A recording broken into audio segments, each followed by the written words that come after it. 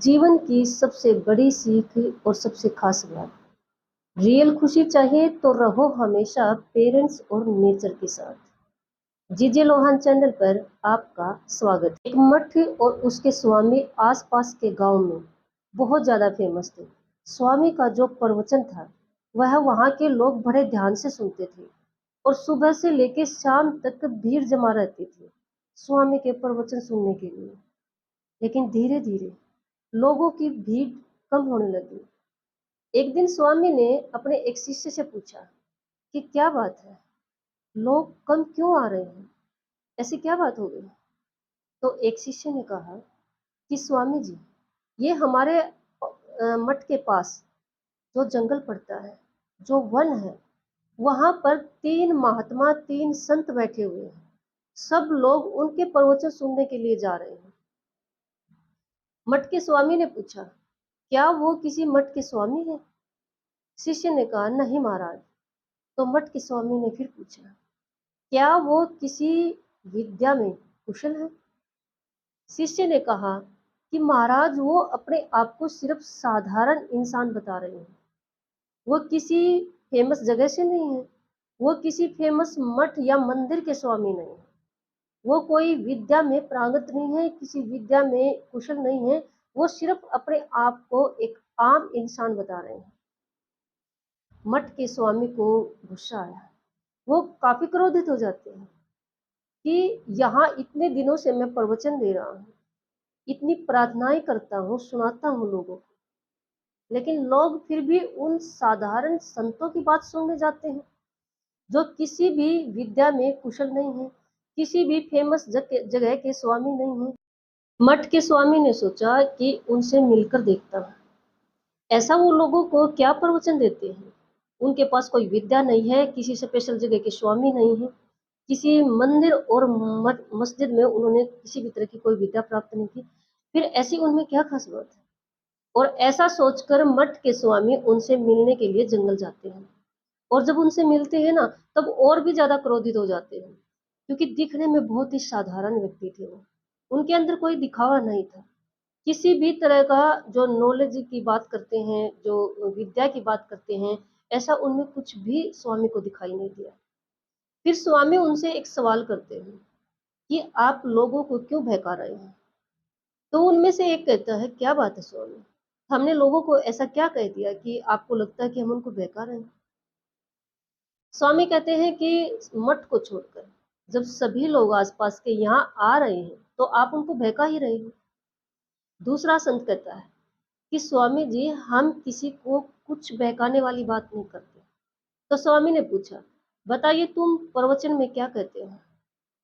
तो तीसरे संत ने कहा कि स्वामी जी, पहली बात तो हम प्रवचन ही नहीं देते।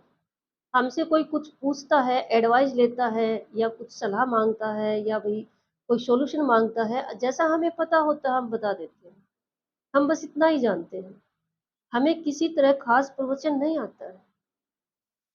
तो स्वामी ने उनसे पूछा, पहले मुझे ये बताइए कि हर काम स्टार्ट करने से पहले प्रार्थना की जाती है, जैसे मठ में की जाती है, तुम कैसे प्रार्थना सुनाते हो। तो उनमें से एक संत ने कहा, हमें कोई प्रार्थना नहीं आती। तो स्वामी ने कहा, तुम्हें प्रार्थना आनी चाहिए। अगर लोग तुम्हारे पास आ रहे हैं तो तुम प्रार्थना सुनाओ उनको। तो उनमें से एक संत कहने लगे, ठीक है स्वामी, हम आपकी बात मान लेते हैं, हमें सिखाइए कौन सी प्रार्थना हमें बोलनी चाहिए।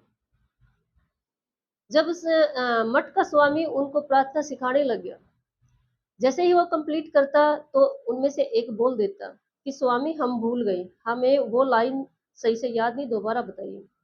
इसी तरह से स्वामी उनको 3 बार बता चुके थे। फिर स्वामी को गुस्सा आता है कि तुमने सीखना ही नहीं है, और ऐसा कहकर वो वापस चलने लगते हैं। स्वामी को ऐसा एहसास हुआ कि वो जोर जोर से बोलकर पूछ रहे हैं कि स्वामी, हम प्रार्थना भूल गए, बताइए। स्वामी ने जब ये पीछे मुड़कर उनको धमकाने की कोशिश की तो देखा, जैसे ही उन्हें पीछे मुड़कर देखा, बिल्कुल एक संत उसके सामने खड़ा था। स्वामी एकदम से वापस मुड़े तो एक उनकी दूसरी साइड खड़ा था और तीसरा उनकी तीसरी साइड। इस तरह से स्वामी को वो तीनों संत अपने पास दिखाई देने लगे और उनकी आवाज भी, स्वामी बताइए ना, दोबारा बताइए हमें वो प्रार्थना कैसे बोलनी है, हम भूल चुके हैं। स्वामी घबरा गए थे। स्वामी दौड़कर भागकर वापिस उसी जगह पर आते हैं जहां पर वो संत रहते थे। तीनों वहीं पर बैठे मिलते हैं आराम से।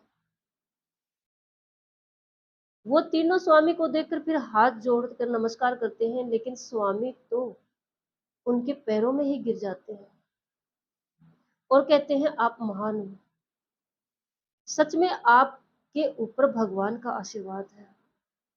आपको मेरी प्रार्थना की जरूरत नहीं है। आप जो कर रहे हो कीजिए। आप में वो शक्ति है, यूनिवर्स की वो पावर है जो मुझ में नहीं है। ये कहानी उस संत और महात्मा की नहीं है। ये हमारे समाज में फैले हुए जो दिखावे, जो आडंबर भक्ति के नाम पर, ये उस पर डिपेंड करती है। प्रभु किसी मंदिर में नहीं है, किसी मठ में नहीं है और ना ही किसी मस्जिद गुरुद्वारे में है। ठीक है, इस बहाने हम भगवान का नाम ले लेते हैं, लेकिन रियल में प्रभु सच्ची भक्ति में है, कण कण में है, हमारे आसपास है। यही सच्चाई है। मंदिर जाना, मस्जिद जाना, गुरुद्वारे मठ में जाना गलत नहीं है। बनाई है तो इस बहाने चलो भक्ति हो जाती है, नाम याद आ जाता है। लेकिन सच्चाई ये है कि भगवान का नाम कहीं पर भी बैठ कर लिया जा सकता है और भगवान का कोई स्पेशल नाम नहीं होता।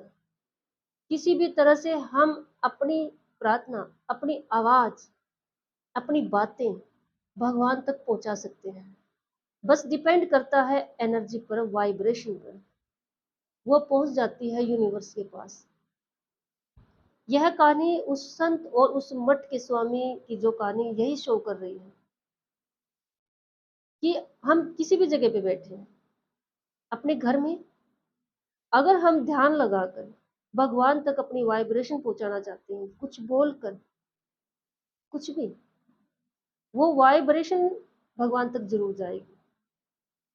वही बात अगर हम मंदिर में जाकर बोलते हैं, किसी मठ गुरुद्वारे या कहीं चर्च कहीं भी जाकर बोलते हैं, तो भी वाइब्रेशन ही है।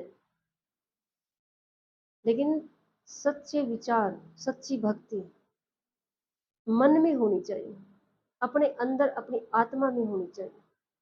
किसी भी जगह पर हम अपनी वाइब्रेशन प्रभु तक पहुंचा सकते हैं।